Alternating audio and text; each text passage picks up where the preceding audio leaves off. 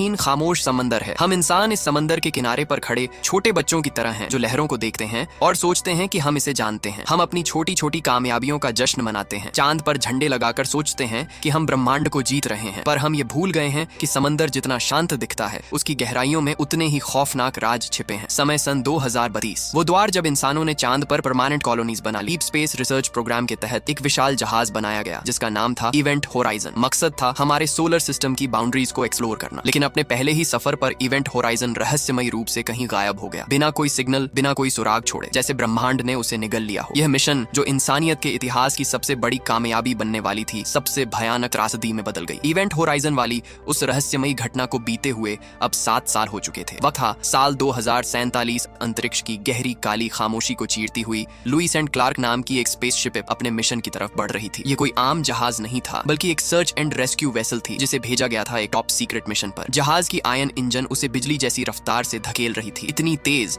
कि उसके अंदर पैदा हो रहा था 30 GS का दबाव, यानी धरती की ग्रेविटी से 30 गुना ज्यादा। ऐसा दबाव जो इंसानों की हड्डियों तक को पिघला सकता था। इसीलिए जहाज में मौजूद सभी क्रू मेंबर्स को लिक्विड से भरे डीप स्लीप पॉड्स में सुलाए गए थे ताकि वह उस जानलेवा दबाव को महसूस भी न कर सके। इस रफ्तार से केवल 26 दिन बाद ही लुईस एंड क्लार्क शिप हमारे सोलर सिस्टम के 8वें ग्रह नेपच्यून के करीब पहुंची और तब सारे क्रू मेंबर्स अपने आप ही डीप स्लीप पॉड से बाहर आ गए। इस मिशन को लीड कर रहा था एक तजुर्बेकार चट्टान जैसा मजबूत लीडर कैप्टन मिलर, जिसने क्रू मेंबर्स का एक दूसरे से परिचय कराया। उनमें शामिल थे chief scientist doctor William Weir, communications officer and second hand command lieutenant Stark, medical officer DJ, medical technician Peters, pilot Smith, rescue technician Cooper और आखिर में इंजीनियर जस्टिन। कैप्टन मिलर और उसके ये सारे क्रू मेंबर्स अपने मिशन से अनजान थे। वे जानने के लिए बेताब थे कि आखिर वे नेपच्यून पर क्यों आए हैं। तब डॉक्टर वीर आगे आया और उन्हें मिशन की हकीकत से रूबरू कराते हुए कहा, नमस्कार दोस्तों, अब मैं जो बताने जा रहा हूँ वो एक टॉप सीक्रेट है। दरअसल कुछ समय पहले हमें नेपच्यून ग्रह के ऑर्बिट से एक सिग्नल मिला था, एक रेडियो सिग्नल, लेकिन टूटा फूटा। पता चला कि वह सिग्नल कहीं और से नहीं बल्कि इवेंट होराइजन से आया था। इवेंट होराइजन का नाम सुनते ही सारे क्रू मेंबर्स का दिमाग ही खराब हो गया। वह आपस में बहस करने लगे कि उन्हें 7 साल पहले गुम हुई एक बेकार सी शिप को रेस्क्यू करने का काम दिया गया है, वह भी टॉप सीक्रेट बताकर। वीर ने कहा, तुम क्या जानते हो इवेंट होराइजन के बारे में? बस यही ना कि वो डीप स्पेस में रिसर्च करने वाली एक आर्म शिप थी जिसका रिएक्टर फेल हुआ और वह क्रू समेत तबाह हो गई। तो सुनो, ये सब एक झूठी कहानी थी, सिर्फ पब्लिक को दिखाने के लिए। असलियत ये थी, इवेंट होराइजन कोई आर्म शिप नहीं बल्कि गवर्नमेंट का एक सीक्रेट प्रोजेक्ट था। इवेंट होराइजन दुनिया की पहली ऐसी शिप थी जिससे लाइट की स्पीड से भी ज्यादा तेज ट्रैवल किया जा सकता था। ये सुनकर कुछ क्रू मेंबर्स हंस पड़े। स्मिथ ने कहा, डॉक्टर, आप आइंस्टाइन के रिलेटिविटी लॉस तोड़ रहे हैं जिसके मुताबिक कोई भी चीज लाइट से तेज नहीं चल सकती। वीर मुस्कुराता हुआ बोला, हमने नियम तोड़ा नहीं बल्कि उसे चकमा दे दिया। इवेंट होराइजन स्पेस में चलती नहीं बल्कि स्पेस टाइम को ही मोड़कर अपनी मंजिल को करीब ले आती है और एक झटके में ही हमें करोड़ों लाइट ईयर्स दूर पहुंचा देती है। ये बात क्रू मेंबर्स के सिर के ऊपर से निकल गई। तब वीर ने एक कागज उठाया और बोला, मान लो ये कागज पूरा स्पेस टाइम है, यानी पूरा ब्रह्मांड। ये रहा पॉइंट ए जहां हम हैं और ये पॉइंट बी जहां हमें जाना है। अब बताओ, ए से बी तक पहुंचने का सबसे छोटा रास्ता क्या होगा? इंजीनियर जस्टिन ने जवाब दिया, एक सीधी लाइन। गलत, वीर ने कहा, और एक झटके में कागज को मोड़कर पॉइंट ए और बी को एक साथ मिला दिया। सबसे छोटा रास्ता है, कोई रास्ता ही ना हो। इवेंट होराइजन में है एक ग्रेविटी ड्राइव, एक वर्म होल जनरेटर, एक ऐसी एडवांस्ड मशीन जो स्पेस को खींचती है, मोड़ती है और फिर बनाती है एक डायमेंशनल गेटवे, एक दरवाजा जो ब्रह्मांड के 2 दूर दराज हिस्सों को एक ही जगह पर ला देता है, डिस्टेंस 0 कर देता है और जैसे ही शिप उस दरवाजे से गुजरती है वो एक ही झटके में करोड़ों लाइट ईयर्स दूर पहुंच जाती है। उसके बाद स्पेस फिर से अपनी असली अवस्था में लौट आता है। यह सुनकर सारे क्रू मेंबर्स के चेहरे हैरानी से वीर को घूर रहे थे। कूपर ने पूछा, इवेंट होराइजन के बारे में आप इतना कैसे जानते हैं डॉक्टर? वीर बोला, क्योंकि इवेंट होराइजन को बनाने वाला मैं ही हूँ। अब जस्टिन ने पूछा, आपने कहा कि इवेंट होराइजन फटा नहीं था, तो फिर क्या हुआ था उसके साथ? कहाँ थी वह शिप? सालों से, वीर ने जवाब दिया, इसी का पता लगाने तो हम यहाँ आए हैं। अपने पहले मिशन में ही इवेंट होराइजन का गेटवे खुला और वो क्रू मेंबर्स को लेकर बस गायब हो गया। 7 साल तक उसका कोई सुराग नहीं मिला था, लेकिन कुछ ही समय पहले हमें नेपच्यून के ऑनर्बिट से ये रेडियो ट्रांसमिशन मिला जो इवेंट होराइजन से ही आया था। वीर ने उन्हें ट्रांसमिशन सुनाया। सिग्नल साफ नहीं था, टूटा फूटा, लेकिन फिर भी कुछ सुनाई दे रहा था। इंसानी चीखें भयंकर दर्द से भरी, मानो शिप में मौजूद क्रू मेंबर्स के साथ कुछ भयानक घट रहा हो। चीखों के पीछे कोई और आवाज भी थी,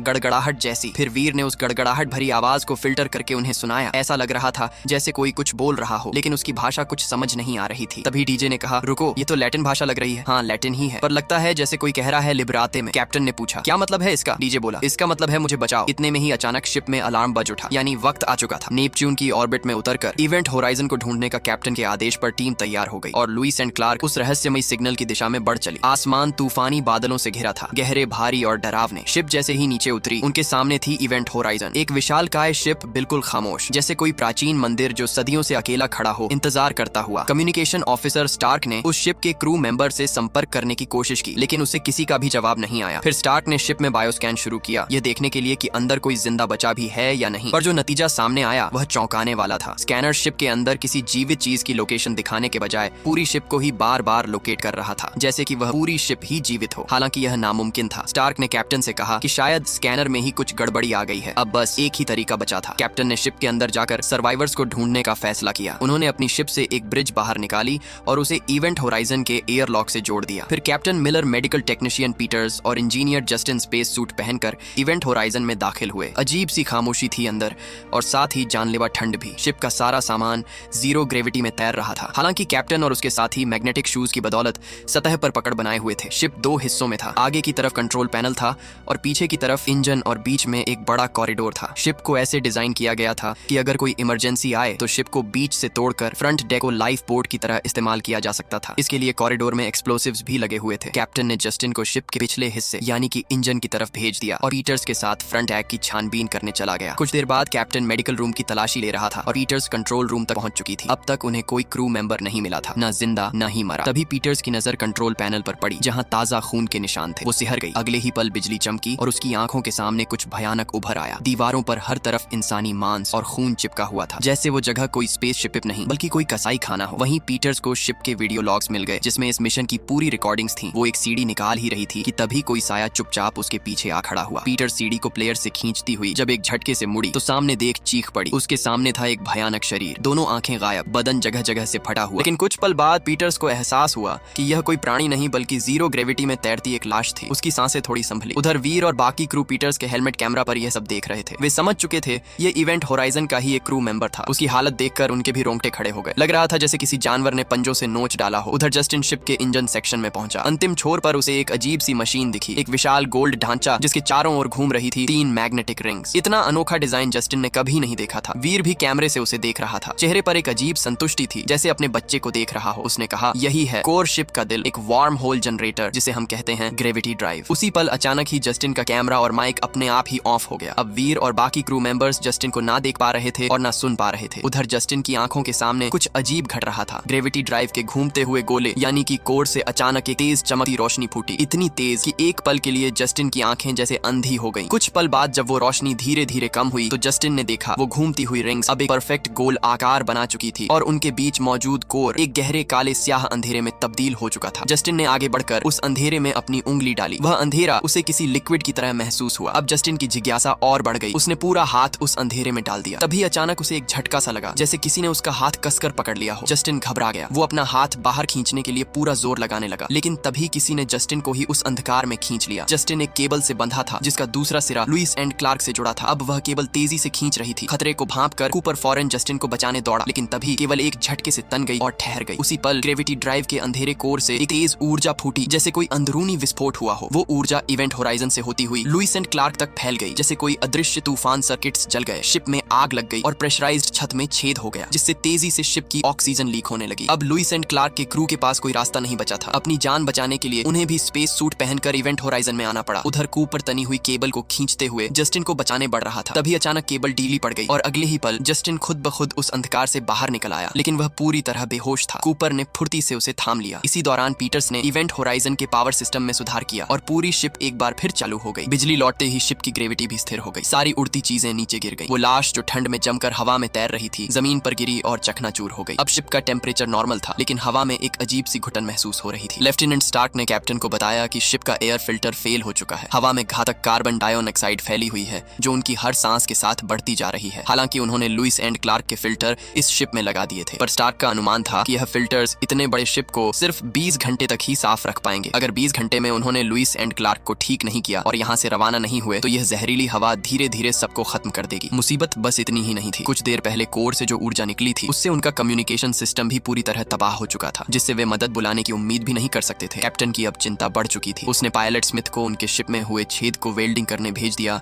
और अपने बाकी साथियों को इस शिप इवेंट होराइजन की छानबीन में लगा दिया। इसी दौरान उधर डीजे और पीटर्स जस्टिन की जांच कर रहे थे। उसे उस अंधकार से लौटे करीब 15 मिनट हो चुके थे, लेकिन अब भी वह बेसद पड़ा था। आंखें इस तरह शॉक में थीं मानो उसने कुछ भयानक देखा हो जिससे उसे गहरा सदमा लगा हो। कैप्टन ने कूपर से पूछा कि जब वह जस्टिन को बचाने गया था तो उसमें असल में क्या देखा। कूपर डरा हुआ था। उसने बताया कि जब जस्टिन ग्रेविटी ड्राइव के कोर से बाहर आया तो उस वक्त कोर कोर एक काले लिक्विड के रूप में था। लेकिन जैसे ही जस्टिन निकला, कोर दोबारा अपनी ठोस गोलाकार अवस्था में लौट आया। लेकिन वीर को कूपर की बातों पर यकीन नहीं हुआ। उसने कहा, कूपर कह रहा है कि ग्रेविटी ड्राइव अपने आप एक्टिवेट हो गया, जो कि नामुमकिन है। बिना पावर के ये सिस्टम खुद ब खुद शुरू हो ही नहीं सकता। उसे कोई वहम हुआ होगा। वीर कैप्टन और स्टार्क को साथ लेकर ग्रेविटी ड्राइव के पास आया और बोला, आप देख सकते हैं ग्रेविटी ड्राइव पूरी तरह स्टेबल है। इसे एक्टिवेट करने के लिए सिस्टम से मैनुअल कमांड देनी होती है, और जब यह चालू होता है तो यह बनाता है एक आर्टिफिशियल ब्लैक होल, एक गेटवे, जो इस जहाज को स्पेस में कहीं भी ले जाने की ताकत देता है। स्टार्क ने चौंक कर कहा, एक ब्लैक होल ब्रह्मांड की सबसे विनाशकारी शक्ति, और आपने उसे जानबूझकर बनाया। वीर ने ठंडे स्वर में जवाब दिया, बिल्कुल, क्योंकि उसी शक्ति से हम स्पेस टाइम को मोड़ सकते हैं। अब कैप्टन ने पूछा, डॉक्टर, अगर यह मशीन सच में एक्टिवेट हो गई थी और अगर जस्टिन उस गेटवे में खींच गया था, तो क्या वह वहीं गया होगा जहां से इवेंट होराइजन लौट कर आई है? वीर ने शांत स्वर में कहा, सिद्धांत के अनुसार हाँ, लेकिन जैसा मैंने कहा, गेटवे खुद ब खुद ओपन नहीं हो सकती। आप जो 3 मैग्नेटिक रिंग्स देख रहे हैं, ये ब्लैक होल को स्टेबल रखने के लिए घूमती हैं। जब तक यह कंट्रोल में है, कोई भी चीज खुद ब खुद इसके अंदर नहीं जा सकती। लेकिन कैप्टन को उस ग्रेविटी ड्राइव से खतरे की महक आ रही थी। उसने अपनी पूरी टीम को सख्त हिदायत दी कि वे इस एरिया से दूर ही रहे। इसी दौरान दूसरी ओर पीटर्स बेहोश पड़े जस्टिन के साथ मेडिकल रूम में थी और शिप इवेंट होराइजन के वीडियो लॉग्स देख रही थी। तभी उसे किसी की आहट आई, आहट जैसे कि कोई उस कमरे में घूम रहा हो। पीटर सहम गई और एक चाकू उठाकर इधर उधर देखने लगी, पर उसे वहां कोई भी नजर नहीं आ रहा था। तभी उसने कुछ देखा, एक स्ट्रेचर जो टेंट से ढका था, उसके अंदर कुछ हलचल हो रही थी। लग रहा था जैसे अंदर से कोई टेंट को अपने नाखूनों से खरोच रहा हो। पीटर्स की जान उसकी हलक में अटकी थी। वह किसी तरह हिम्मत करती हुई चाकू लेकर टेंट के करीब आई और एक झटके से टेंट हटाकर चाकू से वार करने को हुई। पर तभी उसने जो देखा, उसके हाथ पांव अचानक वहीं के वहीं जम से गए। उसके हाथ से चाकू छूट कर गिर गया और आंखों से आंसू की धार बहने लगी। अंदर उसका नन्हा बेटा था। उसके पैर पर गहरे घाव उभरे हुए थे, मानो उसका पैर सड़ रहा हो। लेकिन यह तो नामुमकिन था, क्योंकि उसका बेटा तो कुछ साल पहले मर चुका था। लेकिन अभी पीटर्स अपने बेटे को साक्षात देख रही थी। इतने में ही पीछे से डीजे वहां आया। उसने पीटर्स के कंधे पर हाथ रखा और पूछा, पीटर्स क्या हुआ? पीटर्स चौंक कर उसकी ओर मुड़ी, लेकिन अगले ही पल जब उसने वापस स्ट्रेचर की ओर देखा तो वहां कोई नहीं था। अभी अभी पीटर्स के साथ जो घटा था वो सच था या भ्रम, उसे समझ पाना पीटर्स के लिए मुश्किल था। कुछ समय बाद पीटर्स ने कैप्टन और बाकी क्रू को इवेंट होराइजन का आखिरी वीडियो फुटेज दिखाया। शुरुआत में क्रू मेंबर्स उत्साहित थे। वे पहली बार ग्रेविटी ड्राइव का इस्तेमाल कर प्रॉक्सिमा सेंटरी की ओर जाने वाले थे, जो पृथ्वी से 4.25 लाइट ईयर्स दूर है। लेकिन फिर वीडियो में कुछ अजीब हुआ। ग्रेविटी ड्राइव के एक्टिवेट होते ही फुटेज धुंधला पड़ने लगा। स्क्रीन झनझनाने लगी और फिर सुनाई दी बस चीखें, घिसटने की आवाजें, मानो जहाज के अंदर हर तरफ बस आतंक मचा हो। कैप्टन ने पीटर से उस वीडियो फुटेज को फिल्टर करने को कहा। तभी शिप में अचानक पावर ड्रेन शुरू हो गया, यानी कोई हिस्सा तेजी से एनर्जी खींच रहा था। वीर ने कहा, जरूर ग्रेविटी ड्राइव में गड़बड़ी हुई है, शायद कोई शॉर्ट सर्किट। वो तुरंत कैप्टन के साथ कोर की ओर भागा और एक कंपार्टमेंट खोलकर सर्किट सेक्शन में घुस गया। अंदर देखा, एक कंपोनेंट तेजी से सुलग रहा था। वीर फौरन उसे ठीक करने में जुट गया। कुछ समय बीत गया। कैप्टन ग्रेविटी ड्राइव के पास खड़ा वीर को आवाज दे रहा था। उसी पल उसे अपने पीछे कुछ हलचल महसूस हुई। कैप्टन ने मुड़कर देखा। ग्रेविटी ड्राइव के नीचे भरे लिक्विड में उथल पुथल मचने लगी और दूसरे ही पल वहां कुछ भयानक हुआ। पानी में आग की लपटें उठी और एक बुरी तरह जला झुलसा इंसान निकलकर बाहर आया, मानो नर्क से निकला हो। कैप्टन उसे बस देखता रह गया, मानो बीते कल की कोई भयानक तस्वीर उसके आंखों के सामने हो। कुछ समय बाद कैप्टन सारे क्रू मेंबर्स के साथ कंट्रोल रूम में था। कैप्टन ने उन्हें अपनी आंखों देखी, वह भयानक घटना बयान की, लेकिन कोई भी उस पर यकीन नहीं कर रहा था। वीर ने कहा कि वह कैप्टन का एक हेलुसिनेशन हो सकता है। शिप में कार्बन डाइऑक्साइड गैस फैली हुई है, उसके कारण ऐसे हेलुसिनेशन हो सकते हैं। लेकिन कैप्टन ने जो देखा था वो उसे हेलुसिनेशन बिल्कुल नहीं लग रहा था। तभी पीटर्स ने भी अपनी चुप्पी तोड़ी और बताया कि उसने भी कुछ देर पहले अपने मर चुके बेटे को देखा था, लेकिन कोई भी उनकी बातों पर यकीन नहीं कर रहा था। लेकिन कैप्टन समझ चुका था कि यहाँ कुछ तो अजीब हो रहा है। उसने सभी को वापस अपने काम पर जाने को कहा ताकि जल्द से जल्द इस शिप से निकल सके। इसी दौरान स्टार्क कैप्टन के पास आई। वो काफी देर से शिप को बायो स्कैन कर रही थी, DNA RNA फिल्टर्स के जरिए। उम्मीद थी कि शायद कोई जिंदा क्रू मेंबर मिल जाए, लेकिन उसे एक अजीब बात पता चली थी। उसने कैप्टन से कहा, कैप्टन, मैंने पूरी शिप को एक बार फिर स्कैन किया DNA RNA फिल्टर्स के साथ, और मुझे फिर से वही रीडिंग्स मिली। ऐसी रीडिंग्स जो बता रही थी कि शिप के हर हिस्से में लाइफ मौजूद है। कैप्टन चिढ़ गया और बोला, साफ साफ बताओ लेफ्टिनेंट। स्टार्क ने बिना रुके कहा, एक बात समझ आई है, एक थ्योरी। मुझे लगता है कि ये रीडिंग्स और जो हमें हेलुसिनेशंस हो रहे हैं ये आपस में जुड़े हुए हैं। ऐसा लग रहा है कि शिप हम पर असर डाल रही है और यह असर हर मिनट बढ़ता जा रहा है। मुझे लगता है कि यह शिप जहां भी गई थी वहां से कुछ लेकर लौटी है। कोई अनजानी लाइफ फोर्स। कैप्टन ने उसे घूरते हुए कहा, तुम कहना चाहती हो कि यह शिप जिंदा है? स्टार्क ने सीधे कहा, हाँ, आपने जवाब मांगा था तो मेरे पास बस यही एक जवाब है। कैप्टन ने थकी हुई लेकिन ठंडी आवाज में कहा, अब मुझे जवाब नहीं चाहिए स्टार्क, बस हम अगले 10 घंटे जिंदा रह जाएं और यहाँ से निकल जाएं, वही बहुत होगा। ये कहकर कैप्टन अपने शिप लुइस एंड स्टार्क को रिपेयर करने चला गया। दूसरी ओर पीटर्स जस्टिन की देखरेख कर रही थी, लेकिन एक पल के लिए उसकी नजर जस्टिन से हटी और अगले ही पल जस्टिन स्ट्रेचर से गायब था। पीटर्स दहशत में आ गई। वो घबराकर उसे आवाज देती हुई ढूंढने लगी। तभी कंटेमिनेशन रूम से जोर की आवाज आई, जैसे कोई अंदर से दरवाजा पीट रहा हो। कंटेमिनेशन रूम वो जगह जहां किसी अनजान लाइफ फॉर्म को क्वारंटाइन किया जाता है। हालांकि अंदर कुछ दिखाई नहीं दे रहा था, पर जो भी था वो काफी बड़ा था और पूरी ताकत से दरवाजे को झकझोर रहा था। पीटर्स की रूह कांप रही थी। तभी कमरे से एक तेज ऊर्जा निकली जिसने पूरे सेक्शन में चिंगारी फैला दी। पीटर्स ने फौरन दौड़ लगाई, कंट्रोल रूम तक पहुंची और दरवाजा बंद कर दिया। उसका चेहरा अभी भी डर से सफेद पड़ा था। वहाँ डीजे, स्टार्क और वीर भी मौजूद थे। पीटर्स ने घबराते हुए उनसे कहा, क्या तुम लोगों ने वो आवाज सुनी? डीजे ने पीटर्स को शांत कराते हुए पूछा, कौन सी आवाज पीटर्स? तभी कंट्रोल रूम के दरवाजे पर भी दस्तक होने लगी। कोई दरवाजे को इतनी जोर से पीट रहा था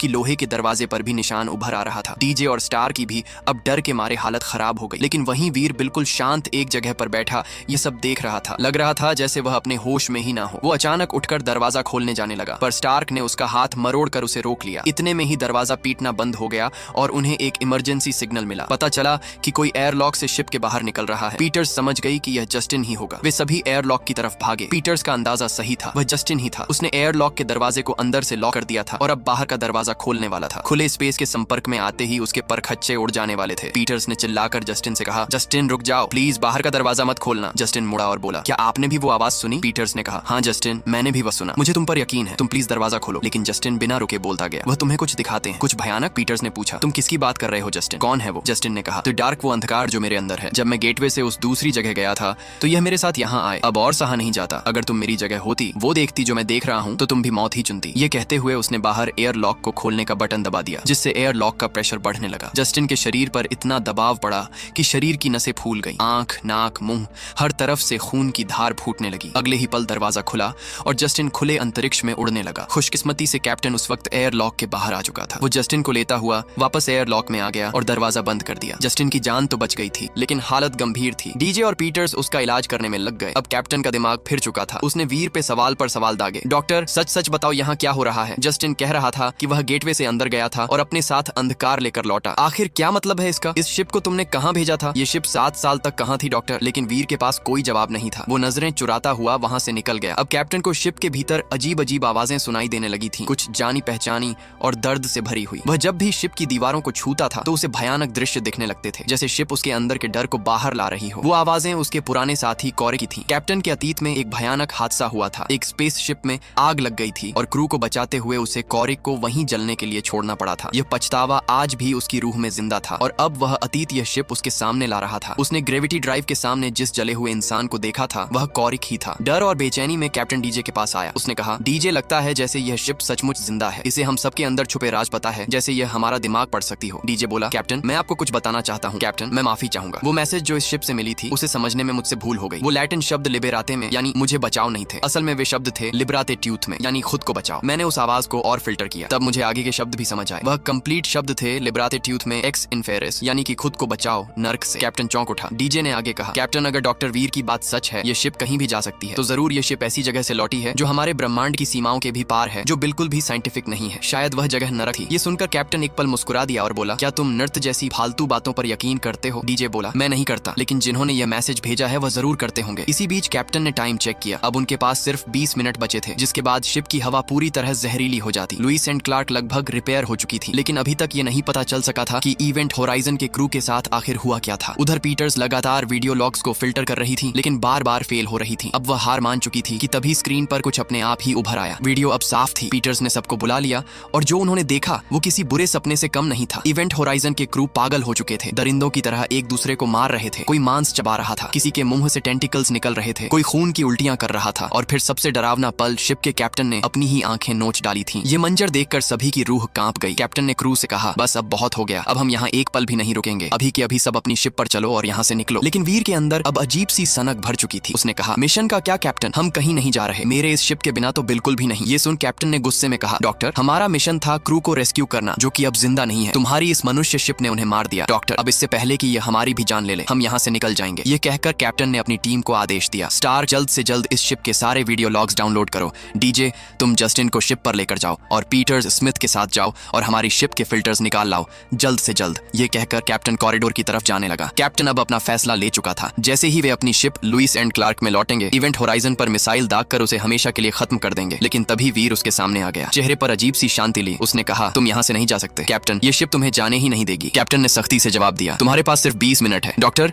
लुईस एंड क्लार्क पर लौट जाओ, वरना कभी घर नहीं पहुंच पाओगे। वीर मुस्कुराया और धीमे से बोला, मैं तो अपने घर में ही हूँ। और फिर वह चुपचाप वहाँ से चला गया। उधर पीटर स्मिथ के साथ कोर सेक्शन में थी। वो लोग फिल्टर्स निकाल रहे थे। सारा काम पूरा हो चुका था और वे वहाँ से निकलने ही वाले थे। तभी पीटर्स को एक जानी पहचानी आवाज सुनाई दी। उसने मुड़कर देखा। कोर के पास उसका बेटा खड़ा था। वह पल भर में भावुक हो गई। उसने उसे असली असली समझा और उसके पीछे चल पड़ी। बेटे का पीछा करते करते वह ऊपर की मंजिल पर पहुंच गई। वहां फिर उसे बेटे की झलक मिली। उसने बिना सोचे आगे कदम बढ़ाया, लेकिन भावनाओं में बहती पीटर्स को सामने का रास्ता दिखा ही नहीं और वह सीधे ऊंचाई से गिर पड़ी। उसका शरीर सीधा कोर के पास आ गिरा। हड्डियां टूट चुकी थीं और कुछ ही पलों में पीटर्स ने तड़पते हुए दम तोड़ दिया। कुछ ही देर बाद वीर वहां पहुंचा। उसने पीटर्स की लाश देखी। उसकी आंखें गहरी काली पड़ चुकी थीं। बस उन्हें देखते ही कुछ हुआ। वीर जैसे किसी और ही दुनिया में चला गया, अपने पुराने घर में, अपनी पत्नी की बाहों में। असल में यह शिप ही थी जो वीर को उसका बीता हुआ कल दिखा रही थी। वो वक्त जब उसकी पत्नी उसके रिसर्च के जुनून से टूट चुकी थी। वीर उसे वक्त नहीं देता था और फिर एक दिन उसने बाथ टब में अपनी जान ले ली। वह गलती, वह अपराध बोध अब भी वीर के अंदर जिंदा था और शिप ने उसी गिल्ट को हथियार बना लिया। वीर घुटने लगा और फिर उस पर कुछ सवार हो गया। एक पागलपन, एक सनक जैसे होश छीन लिया गया हो और फिर उसने अपनी दोनों आंखें फोड़ ली। इसी दौरान उधर कूपर अपने शिप लुइस एंड क्लार्क को रिपेयर कर चुका था और वापस लौटने के लिए अपने टूल्स समेट रहा था। इधर स्मिथ भी फिल्टर्स लेकर शिप पर आ चुका था। तभी उसने वीर को उनकी शिप से निकलकर वापस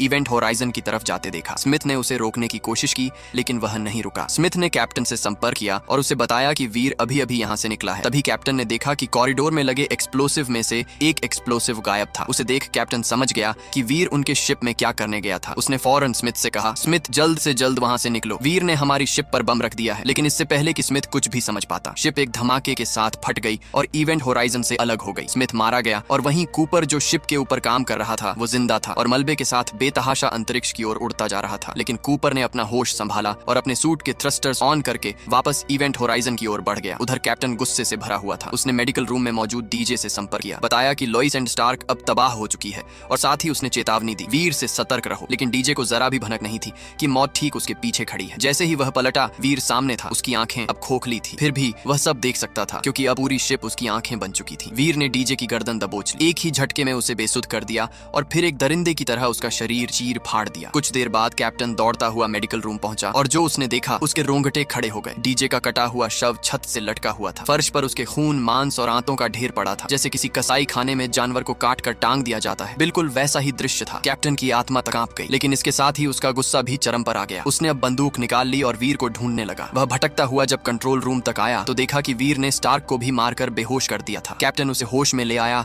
और उठाकर ले जाने लगा। तभी उन्हें किसी की आवाज आई। उन्होंने देखा कि वीर वहीं कंट्रोल रूम में बैठा था। उसने एक बार फिर ग्रेविटी ड्राइव को एक्टिवेट कर दिया था, जिसमें 10 मिनट बाद एक बार फिर गेटवे ओपन होने वाला था और वीर सभी को शिप के साथ फिर से वहीं ले जाने वाला था जहां से यह शिप लौटी थी। वीर ने कहा, कैप्टन तुम जानना चाहते थे ना कि यह शिप कहां से लौटी है। हमने इवेंट होराइजन को सितारों तक पहुंचने के लिए बनाया था, लेकिन वो उससे कहीं आगे चली गई। उसने हमारे ब्रह्मांड में एक छेद कर दिया, एक दरवाजा खोल दिया किसी दूसरी दुनिया के लिए, एक ऐसी दुनिया जहां सिर्फ तबाही है, प्योर ईविल। जब यह शिप उस पार गई थी वो सिर्फ एक शिप थी, लेकिन जब यह लौटी तो जिंदा होकर लौटी थी। अब यह शिप हमें भी उस दुनिया की सैर पर ले जाना चाहती है। सफर के लिए तैयार हो जाओ कैप्टन। इन्हीं बातों के बीच स्टार्क वीर पर पीछे से हमला करने आई, लेकिन वीर ने उसे देख लिया और मारकर दूर फेंक दिया। इसके बाद वीर ने एरोगन से कैप्टन पर हमला किया, लेकिन कैप्टन हट गया और एरोशिप के विंडशील्ड पर जा लगी, जिससे विंडशील्ड का ग्लास फूट गया और हवा तेजी से स्पेस की ओर रिलीज होने लगी। वीर उस हवा के साथ ही खुले अंतरिक्ष में उड़ गया और मारा गया। वहीं कैप्टन और स्टार्क जैसे तैसे दूसरे चैम्बर में आ गए और बाल बाल बचे। तभी उन्हें एयरलॉक की अलार्म सुनाई दी। वे सतर्क हो गए। उन्हें यकीन था कि वीर वापस आ चुका है। वे हथियार लेकर एयरलॉक के खुलने का इंतजार करने लगे। तभी एयरलॉक खुला और उन्होंने देखा वो कूपर था जो अब शिप पर वापस लौट आया था। कैप्टन की जान में जान आ गई। तभी कैप्टन ने देखा कि ग्रेविटी ड्राइव को एक्टिवेट होने में अब केवल 5 मिनट बचे थे। कैप्टन ने अब फैसला किया कि वे इस शिप के कॉरिडोर में ब्लास्ट कर देंगे, जिससे वे ग्रेविटी ड्राइव से भी अलग हो जाएंगे। ब्लास्ट होते ही शिप का फ्रंट डेक लाइफ बोट की तरह काम करेगा और वे नेपच्यून से दूर निकल जाएंगे। कैप्टन ने स्टार्क और कूपर को फ्रंट डेक पर ही रहकर इमरजेंसी सिग्नल एक्टिवेट करने को कहा ताकि कोई उन्हें ढूंढता हुआ आ जाए। उसके बाद कैप्टन कॉरिडोर में आया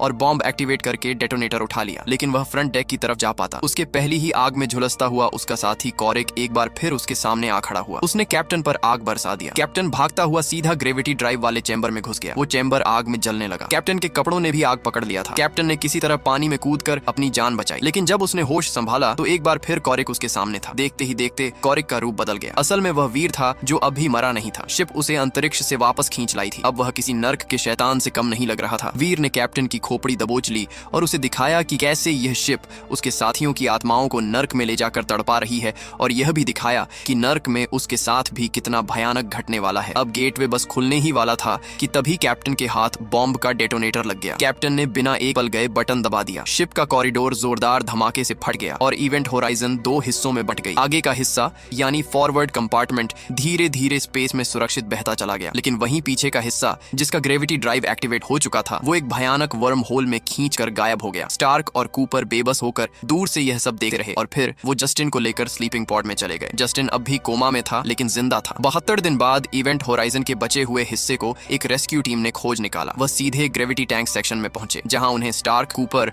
और जस्टिन अभी भी जिंदा हालत में मिले। टीम के एक सदस्य ने स्टार्क को होश में लाया। स्टार्क ने आंखें खोलते ही घबरा कर पूछा, बाकी लोग कहाँ हैं? वो रेस्क्यूअर कुछ पल चुप रहा, फिर कहा, वो हमारे साथ हैं। और जैसे ही उसने अपना हेलमेट हटाया वो कोई इंसान नहीं था, वो था डॉक्टर वीर, लेकिन बुरी तरह जला हुआ, अंधकार से सना हुआ और मुस्कुरा रहा था। अचानक ही स्टार्क तेज चीख के साथ उठ बैठी। उसकी सांसें तेज थी और चेहरा पसीने में भीगा हुआ। ये सब एक भयानक सपना था। असली रेस्क्यू टीम उसके आसपास मौजूद थी। कूपर ने उसे कसकर थाम लिया और समझाया कि सब ठीक है, वे अब सुरक्षित हैं। लेकिन स्टार्क डर से कांप रही थी। वह जानती थी ये सपना नहीं था, शिप टूट चुका था, लेकिन वह शैतानी ताकत अभी भी खत्म नहीं हुई थी। नर्क का वह अंधेरा अब भी इवेंट होराइजन के बचे हुए हिस्से में जिंदा था और बेताब था, बचे हुए लोगों को नर्क की सैर कराने के लिए। तो दोस्तों, ये मूवी यही खत्म हो जाती है। Thanks for watching.